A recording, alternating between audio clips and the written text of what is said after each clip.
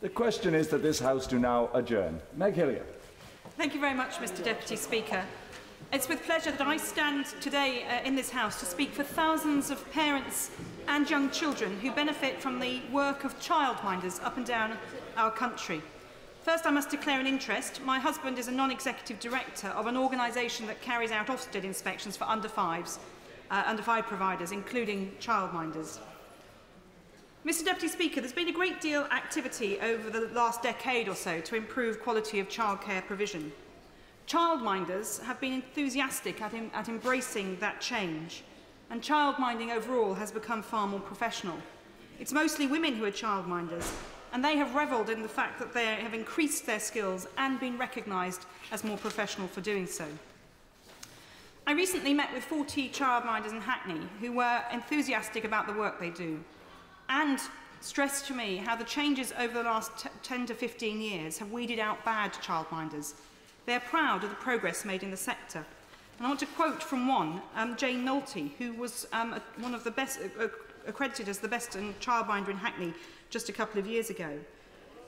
She talked about her concern with some of the things I'm going to raise, but she has also talked about the bad old days when the childcarer put kids in front of the television all day and they did little to check on the situation. She believes that the professionalisation that's come to the sector has stopped those sort of people working in the sector. I want to quote from a parent. She says, "As a single working parent, I've had a huge need for childminders, 3 in all through my son's younger years. I have a huge respect for them. It's an incredibly important job to care for, socialise and teach young children." And I'm sure that the Minister would agree with me on that point. Mr Deputy Speaker, I won't go into great detail today about the history of improvements in childcare. I'm sure the Minister needs no telling on that. She's master of her brief. But the last Labour government did, of course, a great deal to ensure that childcare in all settings was improved, including introducing a regulation and inspection regime for childminders through Ofsted. This government has also taken quite an interest in childcare and recently received the review by Professor Cathy Nutt-Brown of education and childcare qualifications. Among her recommendations is that childminders should have a full and relevant qualification up to level 3 by 2022. Her aim is to see all under 5s receive the same quality of childcare and education, whichever provider parents choose to use. I have no disagreement with this desire to further improve and enhance the professional role of childminders as essential early educators. A recent study by the National Audit Office looked at the impact of better qualified carers for under 5s on the skills of children attending primary school. Although it's early days and these longitudinal studies need to take their course, there is a clear evidence that a highly qualified early years educator can improve the education that children receive and, crucially, help less qualified child carers in the same setting deliver better educational results too. And the government has already changed the early years foundation stage to reduce what it considered regulatory burden. But it is interesting to me, Mr Deputy Speaker, that we're seeing yet another review of childcare, and important that we understand the scope. Too much change too quickly creates its own burdens, and given the government's desire to reduce regulatory burdens, I would hope that it would be considering thoroughly the impact of any changes that may be coming down the line. In a letter to me on the 19th of June of this year, the Secretary of State did not give, the Honourable Member for Surrey Heath, did not give any detail about the scope of this latest review. So I wonder if the Minister can provide any more information. When will she be reporting to the Prime Minister? Will she take submissions from organisations and individuals? And what is the timescale for any changes the government may introduce? This debate has been prompted by concerns about the focus of that review that the government is undertaking of affordability and availability of childcare, particularly as it relates to childminders. And Mr Deputy Speaker, the concern in part stems from fears that the review could pick up on ideas espoused by the member for West Norfolk in a recent pamphlet. On the first day of the budget debate, I was standing almost in exactly this place, Mr Deputy Speaker, in the chamber, when the Honourable Lady from the member for West Norfolk raised concerns about the cost of childcare. On this, I can only agree that there is a real issue for parents up and down the country, particularly in London. And if we just look at some of the figures supplied, this is from the House of Commons Library, but supplied by the Daycare Trust from a survey they did this year. 25 hours of childminder care for a child under 2 is, just giving one example, costs as a British average £92, but in London nearly £130. So the differential is quite stark, and that's just one. As a mother myself of 3 children, I'm very aware of the costs, particularly because of the hours we work in this place. So it's a cost that parents have to live with, but actually is a real issue. So I do think that it's right that any government, especially in difficult economic times, looks at the issue of affordability of childcare. But I'm concerned on a number of points. Firstly, that changes to regulation could impact negatively on cost. At the moment, families can receive tax credits, or if they're higher earners, tax vouchers to help towards the cost of regulated childcare.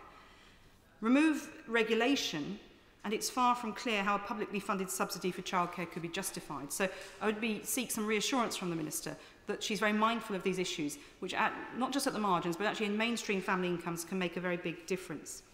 In the Netherlands, which is an example that the Honourable Member for West Norfolk decided to look at closely, there was evidence that when changes were introduced, family members benefited from the public subsidy. The cost to the Dutch government increased, the number of places did not, and quality decreased. I do not believe that in seeking to address the issue of affordability, we should ever seek to water down quality, and I hope that the Minister would be able to agree emphatically with me on that point. Any parent who places their child's care in the hands of a professional stranger should be able to reassure themselves that that professional is safe, competent, and will have a positive input into the child's education. 2 of the key proposals in the Honourable Member for West Norfolk's paper are the increase of ratios of children and the introduction of an agency to be the local regulator and inspector of childcare. She also highlights the fact that since Ofsted inspections were introduced, the UK has seen a drop in the number of registered childminders. And I think this is a myth I need to nail early on. Before Ofsted, the local council provided a list of childminders, but there was no way of knowing what quality of care they provided. The fact that numbers went down is because those not willing to meet the new quality standards drifted away. And as I quoted earlier, Jane Nolte, who talked about those people who just put children in front of the television, and that's not the sort of thing we want to go back to. If someone doesn't meet the standards of care and quality of care, I would not be happy about them caring for my child. And I represent a constituency with a lot of young parents, and I know that they share those concerns too. In Hackney, the number of childminders have hovered around the 200 mark since 2009, but there has been an increase in childcare places. So that in 2009, 219 childminders provided 839 places. It's currently at 198 childminders registered. So that is a small drop, but providing 847 places. So the ratios go up and down depending on the age of the children that someone's dealing with, and these figures fluctuate quite a great deal. Certainly, Vice Honourable Lady. That my constituency also has many young parents. This is a very hot issue. I just wonder if during her remarks she's going to address what was the central thrust of my honourable friend, the member for West Norfolk's point in her pamphlet, which was about the much lower cost of childcare generally in comparable European countries with good, safe, well-regulated systems. I just wonder if she's going to get to that. Well, I can certainly respond to the Honourable Lady that in the Netherlands, the government there funds childcare about 1/3 of childcare costs. That's not something that is currently in place with this government. We have tax credits. Usually it's benefits through the tax system. And of course I recognise that the government has providing the 15 hours of free care for 3- and 4-year-olds, and it's seeking to extend free care places for 2-year-olds, something following the trajectory of the last government. These are all welcome steps, but we have to recognise there's a cost to the taxpayer, and it is about getting that balance. I recognise it's not easy. I think we should see childcare as an investment in particularly working women, but working parents, helping them maintain their place in the working world and actually be great role models for their children as they continue to work. I think it needs to be more of a choice for people, and many parents in my constituency find they give up work or reduce their hours simply because it's not really an option to pay for the childcare. So I hope that if the Minister responds about the scope of the government's review, she'll give us an indication about how far the government's going to look at that issue about affordability and what the options are, particularly in the current climate. Now, between March 2011 and March 2012, the number of registered childminders nationally actually rose. And I think this is interesting, and even in difficult economic times, the numbers are going up. That's probably because a lot of women, mostly women, not just women, are looking for work that would fit flexibly around their working arrangements. These numbers fluctuate, but because often people come in and out of the profession. And childminders, of course, are currently regulated and inspected by Ofsted. Childminders pay a small fee and have a regular inspection. And I believe that's very important for two reasons. As well as ensuring a quality of care, it also allows parents to use their childcare vouchers to pay for childminding and get tax credits. These salary sacrifice schemes and tax incentives, which are operated by many employers or supported by the government, are invaluable to parents. It's also a very key driver, Mr Deputy Speaker, to parents to seek out the best quality childcare. They don't really have an option about going for something cheap and cheerful but not very good if they have to seek out the regulated childcare. And I do hope that, again, the government will be mindful of this in any future plans, that linking that public subsidy to quality, I think, is a very important issue for both parents and making sure that we educate our next generation appropriately. And as a working parent myself, Mr Deputy Speaker, I know at first hand the real challenges of securing good quality childcare. And I don't want to go back to the old days where the council had a list of local childminders, but there was just a list of names and it didn't tell a parent anything about quality. Now, as a parent again of a toddler, some years on, I can make a better comparison of nursery, school nursery settings and childminding provision on a like-for-like basis. And I think providing people with information about that quality choice is really important. A recent National Childminders Association survey revealed that 86% of childminders believe that being regulated by Ofsted helps them reassure parents that they are a professional delivering a good quality service, not a second-rate service. And 80% feel that proposals to move to an agency model of inspection, removing Ofsted's role of individual inspection, would have a detrimental effect on professionalism. The concerns about increasing ratios have come from both childminders and parents. Dealing with 5 under 5s, as proposed by the Honourable Member for West Norfolk, would be very challenging. Just getting 5 children to the park at that age is a challenge.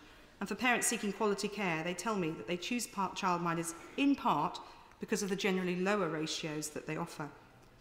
I raise the issues covered in this pamphlet, Mr Deputy Speaker, not because they're government policy, but because they've been greeted with real concern by childminders and parents who fear that this may be the direction of travel for the government. And I hope that the Minister can comment on that in her concluding remarks. I can understand the concern that with the government announcing a review and these ideas being espoused at the same time, people will tend to link them. And I hope that the Minister can shed light on how much influence the Honourable Lady's views will have on the government's review. In that recent survey by the National Childminders Association, it was clear that of those childminders who've been childminding for a while, they were clear that their professional status had increased since they started. Over 42%, 42.5% said that the main reason was because they now had to deliver the early years foundation stage, and 39.5% said that it was because they were Ofsted registered and inspected. They're proud of their professionalism, and that really contributes to quality childcare in this country, and I think in this House we should recognise what's been achieved. And it underlines concern about any model which waters down this clear national standard. The idea that agencies would be allowed to carry out inspection and training locally fills me with some dread, and I don't say that lightly, Mr Deputy Speaker. I say it with feeling because of my experience of care at the other end of the age scale. Anyone who has had to work with agencies which provide care for older people in a domiciliary setting will see the impact of this. Those agencies, just like those proposed in places like the Netherlands, were supposed to ensure quality and carry out inspections. But actually, meaningful inspection in domiciliary settings is rarely carried out. Carers are paid a lot less than the fees paid to the agency by the client, which creams off a tidy percentage in profit along the way. And I'm not entirely sure who would benefit. We wouldn't necessarily see a decrease in childcare costs. In fact, we'd like to see an increase or a fee to the agency. And the childminders would have to pay a fee for the benefit of registering with an agency. Childminders value the direct relationship they have with parents, and they are also concerned that they would see a cut in their fees. And let's be clear that childminders are not big money bags. Typically, they make less than £10,000 a year. They can charge what they choose, but usually that's around £4 an hour per child. And even when looking after 4 or more children, this is not a large income when costs such as food, nappies, days out, tax, etc. are deducted. So there can only be 2 outcomes, in my view, of that particular approach if it were to be taken up by the government. I really would urge the government to think very seriously before considering such a route. Fees would go up for parents who already struggle with the costs, as the Honourable Lady for Battersea has also highlighted, or childminders' income reduces. So will the Minister be very clear, because of the real concern out there about this Dutch model that's been espoused, by the Honourable Lady for West Norfolk, whether the government is considering this model of regulating childminders, particularly these issues around increased ratios and use of agencies as intermediaries between parents and childminders. And will the government be looking at the role of Ofsted in relation to childminders? Finally, Mr Deputy Speaker, I represent a borough where around 1 in 5 residents is under the age of 16, so these issues are very pertinent to over a fifth of my constituents. This, coupled with the excellent progress made by local childminders and our 12 Sure Start children's centres, make Hackney an ideal place for the Minister to visit as she carries out this study for the Prime Minister. The Hackney Childminding Network would be pleased to learn more from her about government thinking and would be very willing to contribute constructively to continuing improvement in the quality of childcare and education for the under-5s and school-aged children that they take responsibility for. I do hope the visitor will visit Hackney South and Shoreditch, and I genuinely offer her as much support as I can give in making sure that we really improve childcare quality, continue to improve childcare quality, while working hard to address the challenging affordability issues that working parents face.